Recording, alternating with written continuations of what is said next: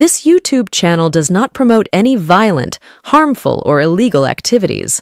All content provided by this channel is meant for an educational purpose only.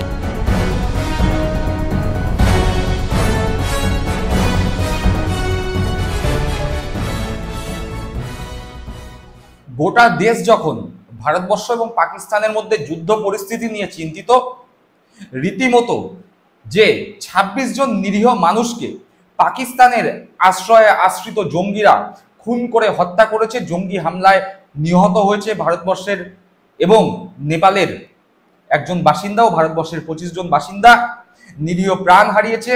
সেই সময় যখন ভারতীয় সেনাবাহিনী পাকিস্তানের একের পর এক জঙ্গি ঘাঁটি গুড়িয়ে দিতে ব্যস্ত, সেই খবর নিয়ে যখন চিন্তিত আপামর জনগণ, ভারতবর্ষের ১৪০ কোটি জনগণ, কিন্তু বঙ্গ বিজেপির নেতারা দিলীপ ঘোষ বিতর্কের মধ্যে থেকেও নিজেদের সংগঠনের চিন্তা থেকে বেরোতে পারছে না। রীতিমতো দিলীপ ঘোষকে নিয়ে যখন বঙ্গ বিজেপি উত্তাল, সেই সময়ই তাদের কপালের চিন্তার ভাঁজ আরো ৪ গুণ বেড়েছে। তার কারণ, মন্ডল থেকে, বুথ থেকে যে রিপোর্ট এসছে, সেই রিপোর্ট নাকি ভুয়ো। এরকমই কথাবার্তা উঠে এসেছে বিজেপির অত্যন্ত ঘনিষ্ঠ সূত্র থেকে। ঘটনাচক্রে এই ২-১ দিন আগেই বিজেপির কেন্দ্রীয় নেতারা যারা এই পশ্চিমবঙ্গে পর্যবেক্ষকের দায়িত্বে রয়েছেন, তাদের সঙ্গে বঙ্গ বিজেপির সভাপতি সুকান্ত মজুমদার, বিরোধী দলনেতা শুভেন্দু অধিকারী সহ বঙ্গ বিজেপির উচ্চ নেতৃত্বরা কলকাতা শহরের এক নামী হোটেলে ঘর ভাড়া করে বৈঠকে বসেছিলেন। সেই বৈঠকের থেকেই উঠে এসছে খবর, যেখানে চিন্তার ভাঁজ বাড়ছে বঙ্গ বিজেপির নেতৃত্বদের মাথায়, কেন্দ্রীয় বিজেপির নেতৃত্বদের মাথায়।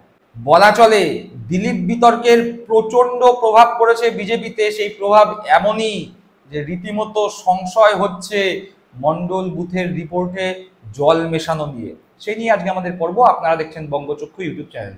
আমি প্রতিবেদক সায়ন্তন চক্রবর্তী। যারা প্রথমবারের জন্য এই চ্যানেলে এসেছেন, তাদের কাছে অনুরোধ, চ্যানেলটি সাবস্ক্রাইব করে পাশে থাকা বেল বাটনটি প্রেস করে দেবেন, যাতে যখনই নতুন কোনো ভিডিও চ্যানেলে আসবে, সরাসরি সেই ভিডিও নোটিফিকেশন পৌঁছে যাবে আপনাদের কাছে। চলুন আজকের পর্বে প্রবেশ করা যাক। বছর ঘুরলেই ২০২৬ বিধানসভা নির্বাচন। ২০২৬ বিধানসভা নির্বাচনকে সামনে রেখে তৃণমূল কংগ্রেস অনেক আগে ভাগেই মাঠে নেমে পড়েছে। সিপিএম বা কংগ্রেস তাদের ধর্তব্যের মধ্যে এই মুহূর্তে রাজনৈতিক মহল পশ্চিমবঙ্গের ক্ষেত্রে অন্তত ধরছে না। সেদিক থেকে দেখতে গেলে বিজেপি প্রধান বিরোধী দল এবং একমাত্র বিরোধী দল যারা বিধানসভায় রয়েছে, সেই বিজেপি ভোটকে কেন্দ্র করে মাঠে নামার দৌড়ে এখনো প্রচুর পিছনে রয়েছে।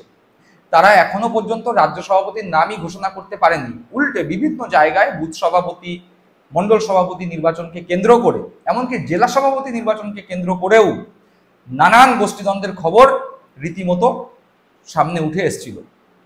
সেই নতুন নির্বাচিত বুথ সভাপতি, মন্ডল সভাপতি এবং জেলা সভাপতিরা নিজেদের এলাকার রিপোর্ট কেন্দ্রীয় বিজেপির কাছে পাঠিয়েছে, রাজ্য বিজেপির কাছে পাঠিয়েছে। সেই বিষয় নিয়েই বৈঠক হয়েছে এবং সব থেকে বড় কথা, এই বৈঠকের মূল আলোচনায় উঠে এসছে যা তথ্য বিজেপির বুথ, মন্ডল, জেলা লেভেল থেকে রাজ্য লেভেলে গেছে এবং সেখান থেকে কেন্দ্রীয় লেভেলে গেছে, সেই সব তথ্যেই নাকি জল মেশানো।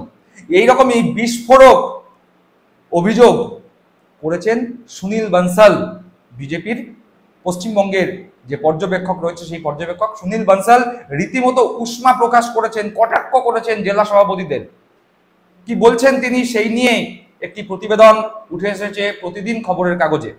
সেখানে বলা হচ্ছে, বুথ মন্ডল কমিটির রিপোর্টে জল, ভোটের আগে বড় বদলের ঝুঁকি দিল না বিজেপি। অর্থাৎ যেটা বলছিলাম, বুথ আর মন্ডল থেকে যে রিপোর্ট পাঠানো হচ্ছে, সেই রিপোর্টে জল মেশানো হচ্ছে, সেই রিপোর্ট ভুয়ো। সেই রিপোর্ট শুধুমাত্র উপরের নেতৃত্বকে খুশি করবার জন্য তৈরি করে পাঠানো হয়েছে। আদপে বিজেপির সংগঠন যে অন্তঃশ্বাস শূন্য, লোক দেখানো কমিটি থাকলেও সেই কমিটি যে আসলে কোনো কাজ করে না, সেই যে ধারণা বা সেই যে কথা, সেই কথাতেই শিলমোহর দিচ্ছে এই খবর। এবং সেই খবরের ভিত্তিতেই এবং সেই রিপোর্টের ভিত্তিতেই, যে রিপোর্ট সম্পূর্ণ ভুয়ো এবং জল মেশানো, সেই রিপোর্টের ভিত্তিতেই আগামী বিধানসভা নির্বাচনকে সামনে রেখে বিজেপি কোনো রকম ঝুঁকি নিতে চাইছে না। কেন, কি বলা হচ্ছে সে খবরে? সেখানে বলছে, ২৬-এর ভোট প্রস্তুতিতে সল্টলেকের একটি হোটেলে রুদ্ধদ্বার বৈঠকের আয়োজন করেছিল বিজেপি।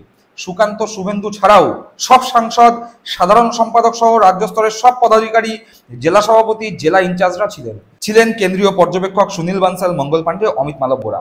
উল্লেখযোগ্য অনুপস্থিতি দিলীপ ঘোষের। এটা বলছিলাম যে একটি হোটেলে বৈঠক হয়েছে, সেখানে সুকান্ত মজুমদার, শুভেন্দু অধিকারী তো ছিলেন বিজেপির 12 জন সাংসদ, এছাড়া জেলা সভাপতিরা ছিলেন, রাজ্য স্তরের নেতৃত্বরা ছিলেন সুনীল বানসাল, মঙ্গল পাণ্ডে, অমিত মালব্যরা। সব থেকে লক্ষণীয় বিষয় দিলীপ ঘোষ চ্যাপ্টার যে বিজেপিতে মোটামুটি ক্লোজ, তার সব থেকে বড় প্রমাণ এই মিটিং। তার কারণ এই মিটিং এ দিলীপ ঘোষ ডাক পাননি, এই মিটিং এ দিলীপ ঘোষ ছিলেন না। একদম স্পষ্টভাবে বলছি, এই মিটিং এ দিলীপ ঘোষ ছিলেন না, দিলীপ ঘোষকে ডাকা হয়নি। সুতরাং এই জায়গা থেকে বলে দেওয়া যেতে পারে যে দিলীপ ঘোষের মতো একজন ডাকাবুকো নেতা, যার কাঁধে মূলত ভর করেই বিজেপির এই উত্থান পশ্চিমবঙ্গের রাজ্য রাজনীতিতে, সেই দিলীপ ঘোষকে এখানে ডাকা হয়নি। এর মাধ্যমেই রাজ্য বিজেপি এবং কেন্দ্রীয় বিজেপি একটি বার্তা স্পষ্ট করে নিচুতলা থেকে উপরতলা সমস্ত স্তরের বিজেপির কাছে দিতে চাইলেন যে রাজ্য বিজেপিতে, পশ্চিমবঙ্গের বিজেপিতে Dilip Ghosh chapter is closed. এই প্রতিবেদনে বলছে, দলীয় সূত্রের খবর, বুথ ও মন্ডল কমিটি গঠন নিয়ে জেলা সভাপতিদের রিপোর্ট শুনে বানসাল প্রশ্ন করেন, সত্যি কথা বলুন তো, এই রিপোর্টে কত জল মেশানো আছে? আদৌ হয়েছে কমিটি? এ সময় মাত্র জনাদশেক জেলা সভাপতি উঠে দাঁড়িয়ে দাবি করেন যে তাদের জেলায় কমিটি গঠনের কাজ সম্পূর্ণ। যা শুনে বাকিদের উদ্দেশ্যে বানসালের কটাক্ষ, তাহলে বাকিরা মিথ্যা কথা বলছেন। যেটা বলছিলাম যে সুনীল বানসাল রীতিমতো এই যে সভা হয়েছে, জেলা সভাপতিদের উদ্দেশ্যে প্রশ্ন করেন, এলাকায় এলাকায় কমিটি করেছেন, সংগঠন কত দূর? সেখানে মাত্র 10 জন সভাপতি উঠে বলে যে আমরা কমিটি করেছি। বাকিরা যে রিপোর্ট পাঠিয়েছিলেন, সেই রিপোর্টের সঙ্গে তাদের মিটিংয়ে গিয়ে তাদের যে বক্তব্য, সেই বক্তব্যের কোনো মিল নেই। ফলে সুনীল বানসাল রীতিমতো কটাক্ষ ছুড়ে বলছেন যে রিপোর্ট পাঠিয়েছেন আদৌ কি সত্যি রিপোর্ট পাঠিয়েছেন নাকি মন গড়া হিসাব পাঠিয়ে দিয়েছেন। এরকমই অবস্থা, অন্তঃশ্বাস শূন্য যেই অবস্থা বিজেপির, যেখানে সংগঠন রীতিমতো ভেঙে চুরে পড়েছে। খাতায় কলমে সংগঠন হয়তো আছে, বুথ সভাপতি আছে, মন্ডল সভাপতি আছে, জেলা সভাপতি আছে, কিন্তু আখেরে কোনো কর্মসূচি হলে দেখা যায় যে বাইরের বা পাশের জেলা থেকে, পাশের টাউন থেকে, পাশের বুথ থেকে লোক এনে বিজেপির কর্মসূচি করতে হয়। বারংবার যে কথা আমরা এই বঙ্গচক্ষু ইউটিউব চ্যানেলের পর্দায় বলেছিলাম, সে কথাতেই শিলমোহর। বিজেপির যে মিটিং হয়েছে, সেই মিটিং থেকে পাওয়া খবর অনুযায়ী সেখানেই শিলমোহর পড়ছে যে বিজেপির সংগঠন পশ্চিমবঙ্গে রীতিমতো অন্তঃশ্বাস শূন্য।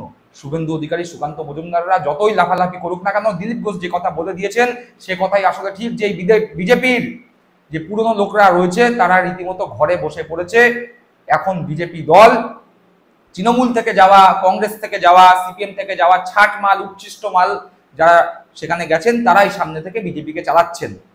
খবরের পরবর্তী অংশে বলছে, সেই প্রসঙ্গটনে বানসালকে বলতেও শোনা যায়, আগেও দেখেছি বাংলার রিপোর্ট সবসময় ঝকঝক হয়, আর কোন রাজ্যের এত ভালো রিপোর্ট নয়, কিন্তু কাজ করতে গিয়ে বুঝতে পেরেছি বাংলার বিজেপি নেতারা সাংগঠনিক রিপোর্টে কতটা জল মেশানো। অর্থাৎ সুনীল বানসাল রীতিমতো বলছেন যে রিপোর্ট পাঠানোর বেলায় তো একদম ঝকঝকে টকটকে রিপোর্ট পাঠাচ্ছে, সেই রিপোর্টে কোনো খুঁত নেই, যেন পরীক্ষার খাতায় 100তে 100 পাওয়ার জন্য পরীক্ষা দিচ্ছে, কিন্তু সেই খাতার সঙ্গে বাস্তবের মাটির আকাশ আর পাতাল পার্থক্য।